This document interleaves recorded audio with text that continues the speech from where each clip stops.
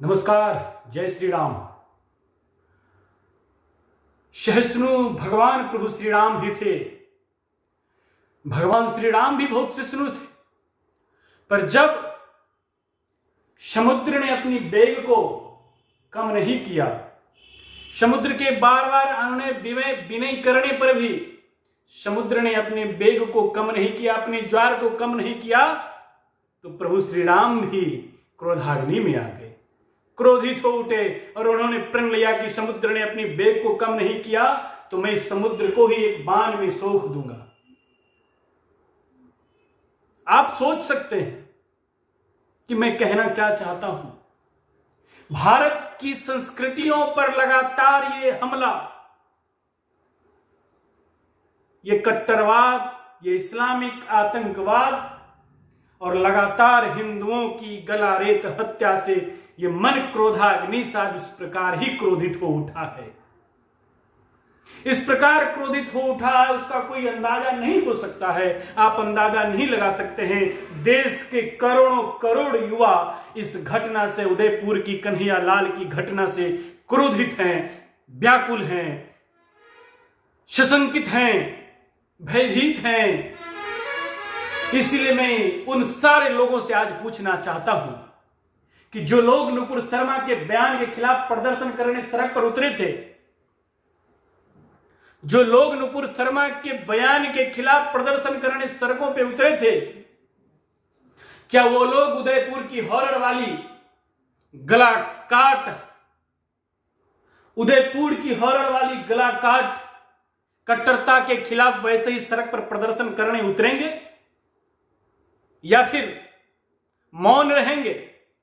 क्या आज इस देश के ये गला काट कट्टरता वाली आतंकवादी से देश की छवि, देश की प्रतिष्ठा धूमिल नहीं हो रही है? आप याद करें, गुजरात का किशन भाडवार हो, उत्तर प्रदेश का कमलेश तिवारी हो या उदयपुर का कन्हैया लाल हो, ये उसी प्रकार तालिबानी और आईएसआईएस जिहादी मानसिकता के तरह इन्होंने कहा था कि सरतन से जुदा। नुपुर शर्मा के बयान के बाद जब ये प्रदर्शन पर सड़कों पर ये उतरे थे तो इन्होंने कहा था सरतन से जुदा, और आज सरतन से जुदा किया जा रहा है।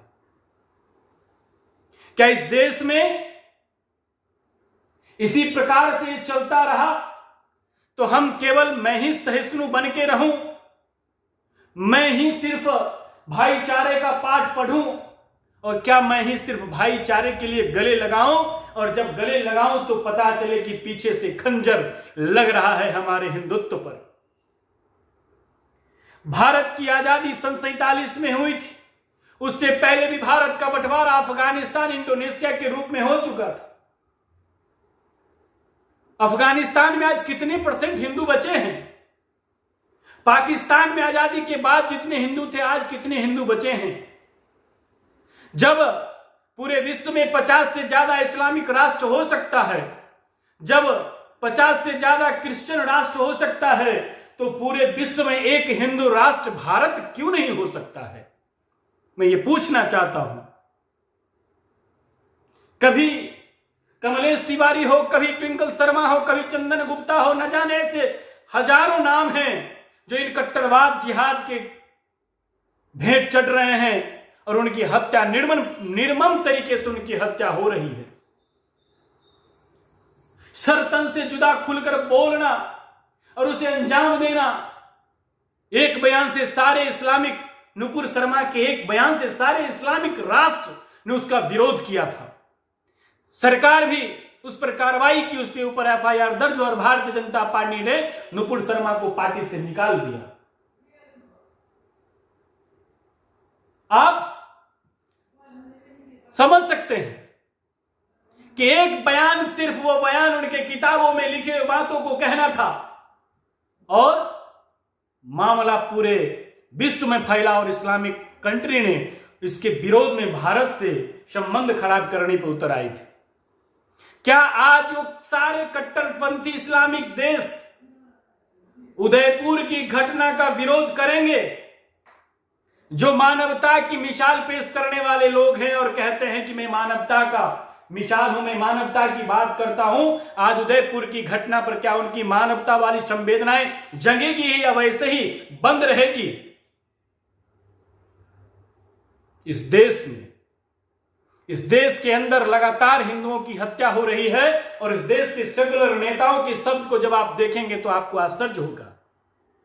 राहुल गांधी का एक ट्वीट आया था त्रिपुरा के मामले में, उसने हिंदू शब्द को जोड़ा था और उदयपुर वाली घटना पे उन्होंने किसी शब्द को नहीं जोड़ा। इस प्रकार की विडंबनाओं से आखिर कब तक हम जूझते और झेलते रहेंगे, मैं यही पूछना चाहता हूं। आखिर कब तक भाईचारा निभाकर गले मिलाएं और खंजर खाते रहें? ये देश जब आप कहते हैं कि सबका है, हिंदू मुस्लिम भाई की बात करते हैं, तो ये भाईचारा कब तक? और इस भाईचारे से मैं क्या क्या सीख रहा हूं? ये भाईचारा नहीं है, ये भाईचारा नहीं हो सकता है। ये निश्चित रूप से गजवाए हिंद की तरफ जाने वाली कट्टर सोच है। वो मुझे शैतान माने, वो मुझे काफिर माने और मैं उसे भाई मानूं। आप कितने हिंदुओं को देखें कि सड़कों पर हुजूम जुटाकर पत्थरबाजी करते हुए, आप कितने हिंदुओं को देखें इस प्रकार से निर्मम हत्या करते हुए, आप कितने हिंदुओं को देखे हैं कि इनके विरोध में आवाज निकालते हुए।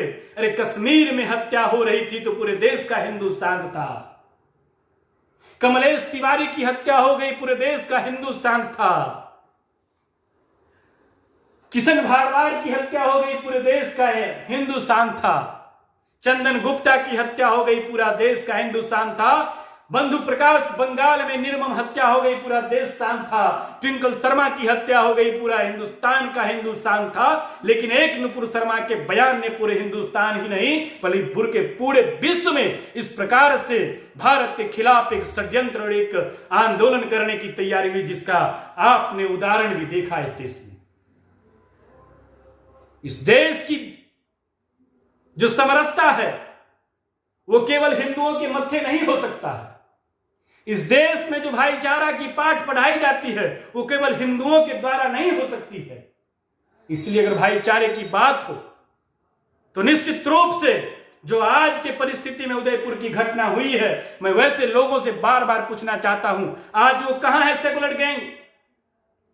वो कहां है अवार्ड वापसी गैंग जिन्होंने नुपुर शर्मा के बयानों पर तीखी टिप्पणी किया था, जिन्होंने नुपुर शर्मा के बयानों की कड़ी आलोचना की थी और भारत सरकार पर आरोप लगाया था? आज वो लोग कहां हैं? आज वो लोग कहां हैं जो उदयपुर की घटना पर मौन बने पड़े हुए हैं? उदयपुर की घटना केवल एक कन्हैयालाल की ही हत्या नहीं है, अपितु संपूर्ण समाज, हिंदू समाज की वो हत्या है। और उस खुलेआम वीडियो में वो दो, रियाज और गौस, दोनों ने खुलकर कहा कि हम इस देश के प्रधानमंत्री नरेंद्र मोदी की भी हत्या करेंगे। नरेंद्र मोदी पर, देश के प्रधानमंत्री पर कोई शख्स इस प्रकार की वीडियो बनाकर सोशल मीडिया पर वायरल करे और उसको आप कहें कि कार्रवाई हो रही है, तो ये दुर्भाग्यपूर्ण है। जब 17 जून को ही कन्हैयालाल के द्वारा थाना में एक आवेदन दिया गया था, तो फिर पुलिस कहां सोई हुई थी? और वहां का और राजस्थान के एडीजी के द्वारा कहा गया है कि हमने इस दोनों पक्षों को बुलाकर और संबंध स्थापित किया था, दोनों में समानता और मतभेद को समाप्त कराकर एक प्रक्रिया किया था। आप प्रक्रिया करा रहे हैं या उसकी हत्याओं की साजिश करने वाले को आप बल दे रहे हैं? कन्हैयालाल की हत्या वो राजस्थान सरकार ने करवाई है। राजस्थान की सरकार हत्यारा है कन्हैयालाल की। मैं यही कहना चाहता हूं, आप सारे देश के हिंदुओं से मैं आग्रह करना चाहता हूं कि आप जहां हैं वहां आप संगठित हो। आप अपने धर्म के लिए, अपने समुदाय के लिए, अपने हिंदू भाइयों के लिए जब तक आप संगठित नहीं होंगे, जब तक आप लड़ाई नहीं लड़ेंगे, तो एक कन्हैयालाल नहीं, एक कमलेश तिवारी नहीं, ऐसे लाखों कमलेश तिवारी मरते रहेंगे और अंत में आप भी कमलेश तिवारी बनेंगे। यही मैं कहना चाहता हूं। मैं इस वीडियो के माध्यम से ये उम्मीद करता हूं और भारत सरकार के माननीय प्रधानमंत्री और गृह मंत्री से आग्रह करता हूं कि ये कट्टरवाद, ये जिहाद, ये मानसिकता के लोगों पर आप ऐसे ही शांत ना रहें। ये आतंकवाद है, ये जिहाद है, ये कट्टरवाद है, हिंदुओं के खिलाफ है। ये हिंदू काफिर मानने वाले हैं, ये हिंदुओं को काफिर मानने वाले लोग हैं, शैतान मानने वाले लोग हैं। इनके ऊपर कठोर से कठोर कार्रवाई हो। इनके जैसे मानसिकताओं वाली लोगों पर ऐसी सजा हो कि देखकर लोग इनके जिहाद की मानसिकता वाले का रूह कांप जाए और दोबारा ऐसा घटना कराना नहीं सोचे। इन्होंने खुलेआम देश के प्रधानमंत्री को चुनौती दिया है। मैं देश के प्रधानमंत्री से आग्रह और उम्मीद करता हूं, इस देश की सुरक्षा, हिंदुओं की सुरक्षा आपके हाथों में है। हिंदू उग्र नहीं होते हैं। अगर जिस दिन हिंदू उग्र हो गए, मानो आपको रहने का ठिकाना ना मिलेगा।